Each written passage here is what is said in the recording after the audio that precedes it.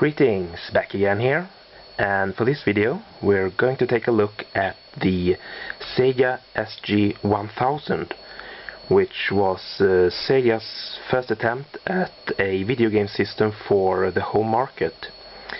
It came out in 1983, the same year, and I think actually on the same day as the Nintendo Famicom. It was released in Japan, of course, and a few other countries, including Australia, New Zealand, France, Italy, and a few others. It didn't do all that well, but it did lay the foundation for what was to become the Master System. It was followed up by the Sega SG-1002 just a year after, in 1984, and later on we got the Sega Mark III, which in turn became the Master System. There was also a home computer version of the SG-1000 called the SC-3000. Which had a keyboard and all that stuff. Ran the same games, and if you look at the game cartridges here, they actually say that they are for the SC-3000 and the SG-1000. And speaking of the game cartridges here, if we take this and we compare it to a cartridge for the Mark III, you can see that they look exactly the same. They have the same number of pins. I think there's 44, and the Mark III is backwards compatible with both the SG-1000 and SG-1002. Of course, the Mark III games will not run on the SG-1000. If we look at the system itself, it's a very simple design. The plastic feels a bit cheap, actually. It's much better on the Mark III, and I believe on the SG-1002 as well. But yeah, it feels a bit cheap. Really not much going on here. We have a power LED, which of course lights up. Got the pause button, or a hold button as it's labeled here. Cartridge slot. As I said, 44 pin cartridges.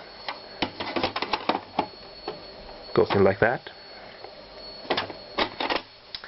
And on the side here we have one hardwired controller, and this one here is actually not working properly, so that's something I have to look at, see if I can repair that.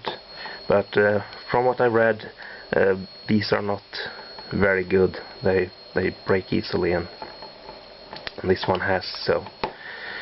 And I don't really know why they have this hardwired, which I do on a lot of these older systems. Yeah, the Famicom and a lot of other systems from this time have the hardwired controllers.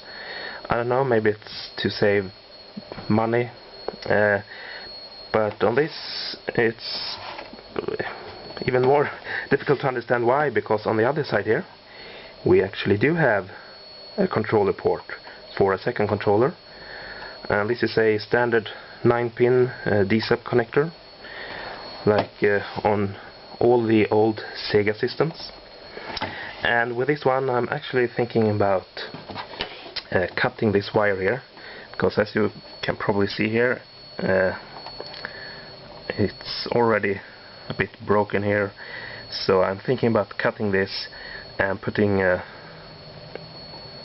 couple of those 9-pin connectors here, and that way I could use the regular Master System controllers instead of this one here.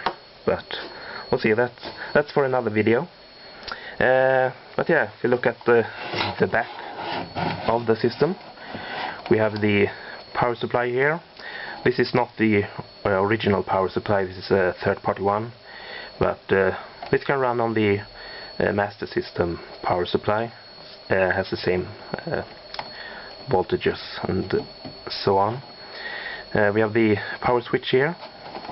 Then we have an expansion port, and I think there was a keyboard that you could plug in here. And then over here we have an RF out and a channel selection here. And this is one of the problems with this system, and it's that it only has RF out, which makes it a bit difficult to use, especially on the TV that I have here. I can get the picture, kind of, but I can't get any sound, so I don't know, I haven't tried it on my other TVs. Maybe it will work better there. Or maybe, I'm not sure, I've been looking into it, but maybe you can do an AV mod on this. But I'm not sure about that. I'm still looking into that. But yeah, as I said, the games will run on the Mark III as well, so I can still play the games here. But I'll just turn this on and show you what it looks like.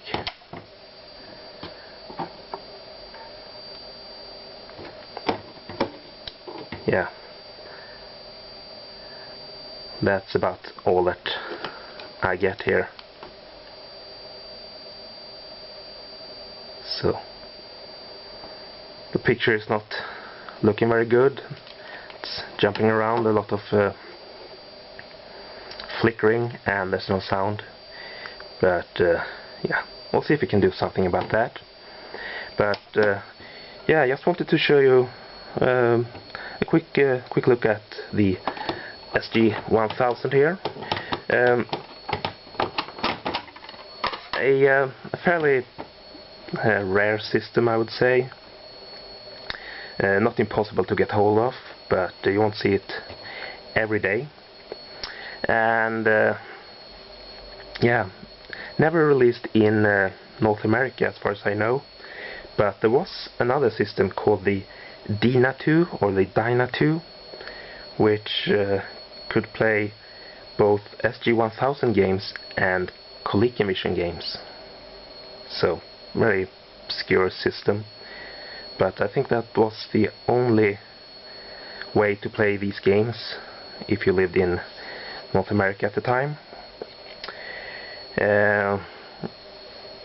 Yeah, I don't think there's much more I can say about this. As I mentioned before, didn't do too well, except for in Taiwan, I think, where it was sold under a different name. It was very successful there, but not in Japan. But yeah, that's really all I had to show you. The Sega SG-1000. So, bye for now, and I'll see you soon.